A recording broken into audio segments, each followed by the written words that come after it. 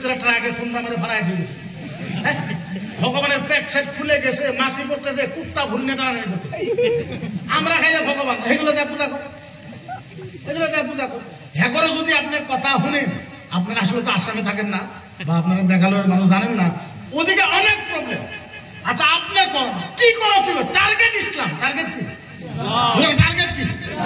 তোমার নবী খারাপ, তোমার নবীর চোখ খারাপ, আঙ্গুর নবী গুলো চোখ খারাপ। আচ্ছা আপনারা মেনে নেবেন? আমি বললাম বল, তোরাও ছাড়বো না, বল আমার নবী কেন চোখ খারাপ হইল? বলে তোমার নবী এত বড় নবী হইয়া তোমার নবী 11টা বিয়ে করছে, 9টা বিয়ে করছে, তোমার নবী চোখ খারাপ। আমি বললাম ভালো কথা।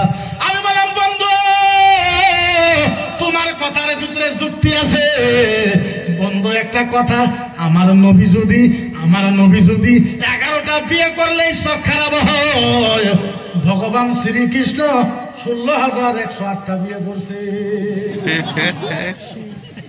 আমার নবী 11টা করলে নবীর চোখ খারাপ, ভগবান শ্রীকৃষ্ণ 16,108টা। এখন যদি আপনি উত্তর দিতে যান, এমন একটা দেশে থাকি, আপনি যদি উত্তর দিতে যান আপনার এনএসএ লাগাই দেবো। আমার একটা বন্ধু আছে আলেম একজন, সলমান আজহারি সাহেব, উনি প্রায় 8 মাস জেল থেকে আসে মুম্বাই থাকে, মুম্বাই 8 মাস জেলে থেকে আসে। আমি অলরেডি 3 বার জেলে গেছি। কিন্তু আপনি চিন্তা করেন, আপনি যদি আমার প্রশ্ন করেন, আমি আপনার উত্তর দেবো না? তাই কথা উত্তর দিব না, উত্তর তো আমি দেওয়া। তোমার নবীর স্বভাব খারাপ, আমার নবীর বলে স্বভাব খারাপ। কে বলে তোমার নবী এত বড় নবী হইয়া 9 বছরের মেয়ে আয়েশাকে বিয়ে করেছে। আমি বললাম কি হয়েছে? বলে 9 বছরের মেয়েকে বিয়ে করছে, তার জন্য তোমার নবীর ব্যবহার খারাপ, চরিত্র খারাপ। আমি বললাম বন্ধু ভালো কথা, আমার নবী 9 বছরের মেয়েকে বিয়ে করলে যদি চরিত্র খারাপ হয়, রবীন্দ্রনাথ ঠাকুর 6 বছরের মেয়েকে তো বিয়ে করছে। আমারটা করলে হইব কেমন? তোমারটা কিছুদিন আগে আমাদের আসামে একটা বাড়াইছিল, সত্যরঞ্জন বড়া, নাম শুনছিলেন?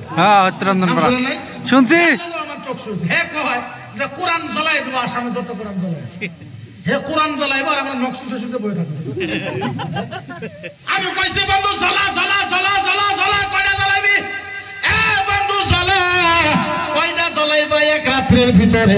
50টা, 100, 500, 1000, 2000, 3000, 4000, 5000, 8000, 9000, 10000। বন্ধু শোনো, এক রাত্রে তুমি 10,000 কোরআন জ্বলাবা। তুমি তো জানো না এখন আমরা আসামের ভিতরে 2.5 লাখ হাফেজ আছি। 2.5 লাখ। কত কত কত?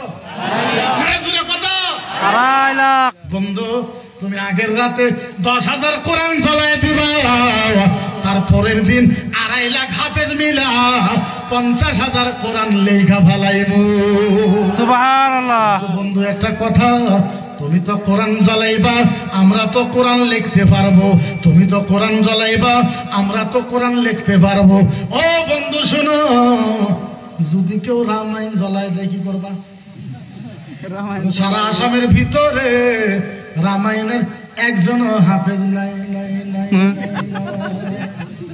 কিন্তু আমরা জ্বলাই দেওয়ার পক্ষে নাই, জ্বলাই দেওয়ার পক্ষে আমরা নাই। আমার নবীরে গালি পড়া, আমার নবী সম্পর্কে হাদিস শোনো। আমার নবী বলেছে ওয়ালিহুদা ওয়ান নাসারা ওয়াল কুফার। আচ্ছা হাদিস শুনেন, ওয়াকিয়াটা বলি। আল্লাহর জাতের ইজ্জতের কসম, কিয়ামতের ময়দানে জান্নাতের কাতার হবে 120টা। কয়টা?